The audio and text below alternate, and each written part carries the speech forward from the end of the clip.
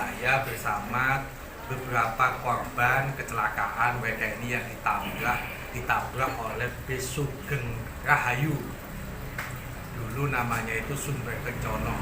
Ada yang ngomong itu Sumber Yamat apa Sumber.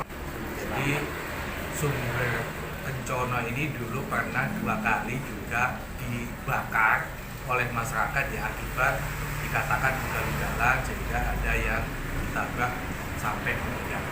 Nah, ini kejadian sekitar bulan apa nih? Bulan 3 Pak. Bulan tanggal 30 ya. 30 Maret tahun 2020 kejadian di Perak. Di Perak Jombang, jenengan perjalanan dari Jombang mau ke Nganjuk. Dan itu sekitar jam berapa itu? Kecelakaan. Oh, udah cidit ya? Terus gini cidit. Jam 9 pagi ya. Nah itu kok tiba-tiba ditabrak itu karena sampean ya, kejadiannya apakah yang dilihat itu mereka itu ngantuk, ditabraknya itu dari depan apa dari belakang? Saya sebagai supir, saya waktu itu melihat supir sebelah kanan itu memang kelihatannya agak jauh. Tahu-tahu bunyi dua dari belakang, ternyata ditabrak dari belakang itu kena sebelah kanan. Saya oleng ke kiri langsung nabrak. Kemudian saya terjepit sampai saya patah di Sampean patah apa? tulang ini. Oke, selain sampean sopir, siapa lagi korbannya? Suryanto, sampean apa? Lukanya apa? Kaki, patah juga.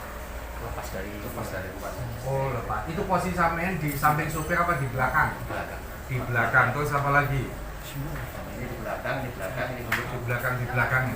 Ada yang terlempar dari mobil nggak? Semuanya. jatuh dari mobil itu. Yang enggak, ya terlempar itu kan bahasanya kan gitu. Nah pada saat itu setelah itu dibawa ke rumah sakit. Nah pertanyaannya apakah dapat santunan atau gini sebelum ngomong santunan, waktu jenengan kabin di rumah sakit pernah diparani nggak dengan orang-orang Sumber Kencono untuk apa ya minta maaf atau apa? Ada nggak yang datang ke rumah sakit? Nggak pernah datang. Terus datangi keluarga ada? Nggak ada juga. Nah, yang bayar rumah sakit siapa? Pihak Sumber Kencono apa sampean dhewe? Setahu saya Pak Rasul. Pak Rasul ini posisinya direktur KPC tempat jenengan bekerja. ya. Oh, jadi yang nabrak itu Sugeng Rahayu, tapi yang biayai rumah sakit bosnya sampean, jaganya sampean gitu ya. Nah ini katanya ada yang meninggal ya? Yang meninggal itu posisi duduk di depan apa di belakang? Di belakang juga. Meninggal di lokasi apa meninggal di rumah sakit? Oh, di rumah sakit. Hari itu atau sekian hari? Hari itu cuma malam sekitar Pak. jam 8 malam. Jam 8 malam. Mengalami apa? Gagal otak atau gimana? Gagal otak. Nah, kalau yang meninggal ini dapat santunan enggak? ini keluarga saya. Dapat berapa? Oke. Meninggal dapat duit 6 juta. Waktu itu tiba-tiba ngasih uang 6 juta atau tawar menawar? Tawar menawar. Dibilang kan belum fokus Pak, baru Ini yang meninggal punya anak apa enggak? Punya anak 1. Dipikirin enggak oleh pihak Sugeng Rahayu itu untuk masa depan anak atau enggak? Enggak ada. Terus dijualno ngono ae. Wis pokoke mari di makamnya selesai gitu ya. Modelnya kayak virus corona sing timbang dadi penyakit yang penting mari di makamnya selesai. Oke, jadi yang luka-luka tidak mendapatkan perhatian. Yang meninggal cuma dikasih santunan 6 juta. Sampean pengen dapat santunan mati dhisik. Sampean juga begitu. Lumayan dapat 6 juta kan. 6 juta itu pun hanya untuk biaya tahlilan ya. Tahlilan telung dino. 6 juta gak cukup biaya tahlilan. Jadi ini yang meninggal 1, luka 7 ya. Nah, 7 luka itu meliputi luka berat dengan luka ringan. Nah, ketika ini sudah pernah diperiksa oleh pihak kepolisian untuk kecelakaan ini sudah di BAP ya. waktu di kepolisian lihat bisnya nggak? Di rumah saya. Oh, di BAP di rumah. Nggak bisa keluar Mas ya? Kunci jahit. Kalau ini ke Sampai di periksa di lantas Jombang, bukan di Peraknya, bukan. Kalau di lantas itu kelihatan bisnya. Depan di belakang kan lihat. Oh, nggak lihat juga. Nah, sekarang ini sampean lagi mengajukan gugatan untuk menuntut, ya, untuk menuntut supaya Sugeng Rahayu ini ada pertanggungjawaban kan gitu. Sebab kan sering terjadi kecelakaan di jalan ya, hanya bicara santunan kan gitu loh. Jadi karena sampai tidak dapat santunan, yang mati ya dikasih 6 juta, padahal dia punya istri, punya anak, maka ini nuntut keadilan.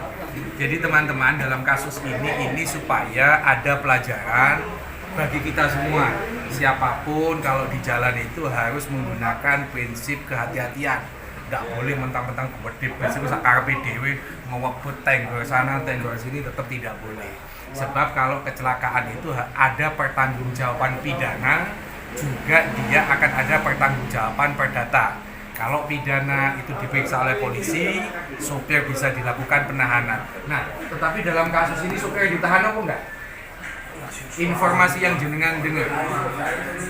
nggak dengar, Pak. Ya, tidak ditahan. Nah, kalau dia tidak ditahan, menurut saya ini tentu ada ketidakadilan. Tidak ada efek jera bagi supir, tidak ada efek jera juga bagi pemilik bisnya itu, perusahaan itu. Nah, ini sedang kita ajukan gugatan supaya Sugeng Rahayu bis ini memberikan ganti rugi yang tuntutan kita itu sekitar 10 miliar lebih sedikit itu kalau ditotal antara gugatan material dengan gugatan imaterial. Mereka ini menawar 65 juta. Padahal kalau dihitung kerugian material bisa dipertanggungjawabkan untuk membayar biaya rumah sakit di luar jasa raja, belum lagi mobil itu sudah 276 juta. Ketika mau dikasih uang 76, ibarat orang dagang untuk beli modalnya itu sudah nggak cukup. Ini nggak bicara santunan. Santunan itu adalah setelah biaya perawatan diselesaikan baru karena dia nggak bisa kerja setengah tahun dapat santunan. Tapi kalau ini jangankan santunan, ganti rugi untuk biaya perawatan aja itu belum dilakukan oleh Sugeng Rahayu. Nah, kepada masyarakat kalau memang kejadian seperti ini ada baiknya Anda harus melakukan perlawanan supaya kita sebagai warga itu tidak diremehkan, sebagai warga itu tidak dianggap sepele. Oh, dianggap tidak punya backing, tidak punya pengajar, enggak, semua sama di mata hukum, tidak ada perbedaan warga biasa, tukang becak dengan pegawai negeri, dengan jenderal, semuanya sama. Moga-mogaan gugatan ini nanti dikabulkan oleh hakim punya keberanian supaya pemilik-pemilik bis seperti ini memberikan tanggung jawab sosial kepada korban yang dicelakai. Terima kasih.